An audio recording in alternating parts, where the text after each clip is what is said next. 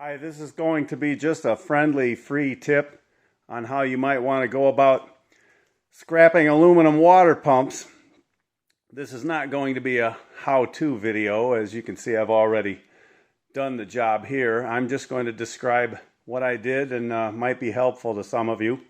You'll have to work out the details for yourself. But anyway, this is a water pump from a Chevy truck LS V8. These are pretty common, and a lot of other engines use something very similar. But anyway, you get a real big hunk of aluminum here.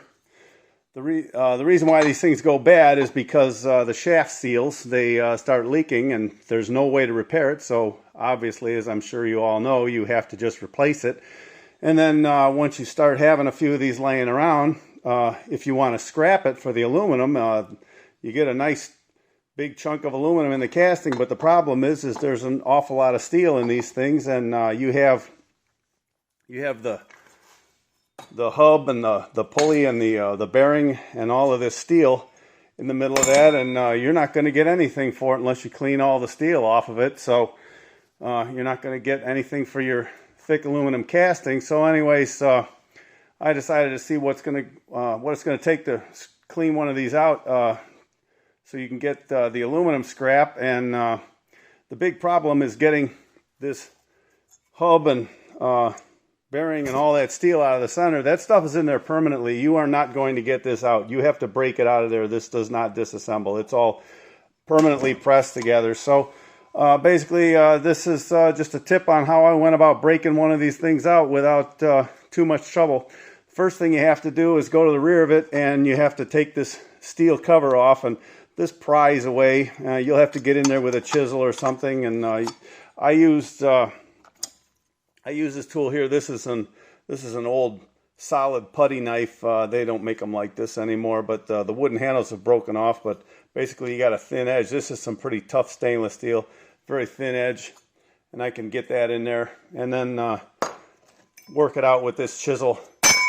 Pry this off, so then you get that out of your way. And then the next thing you're going to find in there is the impeller. This is on the end of the shaft, and it's pretty much pressed on there. It doesn't unbolt off of there, but the thing I found is that you can pry the impeller off the end of the shaft, and it's made of steel. It's got to go. But the reason why you're going to take it off mainly is because this is going to get out of your way. And the way I got that out of there was, I just jammed a chisel in the opening here, and hammered that out of there. And you turn it and hammer it, and it eventually comes off the end of the shaft. It's not really on there that permanently. You can pry it off of there. That's steel. That's got to go. And the reason why you're going to get that out of your way is because that's going to give you room. Now this one's already been broken open, so I guess I'll throw this back in here so you can get a visual. But this is how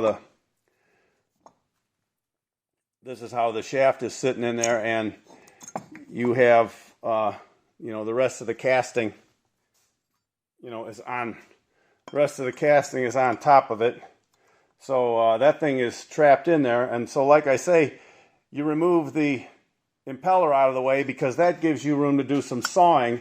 And you're not going to saw it out of there completely. There's no way you're going to do that. But what I found is with a little careful sawing, you can make a score line in there to where you can finish it up the rest of the way by starting a chisel in where you made a saw line. You can start a chisel in there, and you can break it out. And you'll have to do it in a couple of different places. So you can see here, if you look at this, this is broken away. This was not... This was sawed. I sawed in there, and there's a little bit of a saw line in here where I could just get the saw, up close to the pulley. But you're not going to saw that all the way through. You're just going to saw enough to where you can get a chisel in there. You get, basically a foot in the door, and hammer that sucker, and you'll break it off. And if you saw it in two places, and you can see here, this is just cracked away. I just was able to go in there and do some partial sawing and crack this out of the way, bust the casting in half. once you get that casting busted in half, this is how you get this out of there. And you are never going to get this out of there any other way. So don't even bother wasting your time and effort. This is a permanent assembly. So you got that out of your way, and now you got yourself a nice hunk of aluminum casting here. And if you collect a few of those, you can get some money for that, for the aluminum scrap. The other thing is you're going to have to take out, obviously, the hose nipples, and these are steel, and they're just pressed in there. And you can just grab them with pliers, twist them, and yank them out. They might be held in there with some sealer. The sealer will break loose with a little bit of heat. So I had a couple of them. One of them I yanked them right out. The other one took a little bit of heat from a propane torch. Doesn't take much. Grab them with pliers, twist, pull. They come out. That's got to go. So, this is basically what I ended up with here from one water pump. And this is all cleaned out now. This is, so if you're a scrapper and you got a pile of stuff like this, this is what you want. And so this is how you get rid of that big steel bearing and hub and seal and all of that stuff in the middle. Get that out of your way. Here's another one I did. Pretty much the same thing. They don't turn out exactly alike, but these are two different brands too, and you pretty much find the same thing inside of there. So busted that all out, and so that's all a cleaned out casting there. That's nothing but aluminum. I get aluminum scrap for that when I take it in now. And here's the saw blade I use. This is a brand of you got to have a good quality. You'll need a Sawzall. Okay, so there's a Sawzall. Everybody knows what a Sawzall is. You need a good quality blade on this. And you can see these are made by Milwaukee. And the thing about this blade is it has a thick profile all the way out, and it has a bimetal edge. And so this is a really tough blade. And you got to have a good blade on your Sawzall. So if you don't have a good cutting tool, then you're not going to be able to get in there and cut close to where you're getting in behind that pulley and everything. And the other thing is I use a longer version of that. This is a long one. It gives you some reach to get in there, and you just have to, pick your way in there and do some careful sawing up as close as you can in the hub. You got to put a score mark in it. You're not going to saw all the way through it, just enough to make a score mark in there. And, you got a toe hold, a place where you can take a chisel. The aluminum is weak, and if you sawed a score mark in there and you take a chisel, a little bit of hammering, and you'll break it apart and get that out of your way. And the other thing is, like I told you, this is the Milwaukee called the Torch. And, I'm sure Bosch and other brands make a quality blade like this. And as you can see, you can still see a little bit of the Milwaukee logo there. And that's what this is.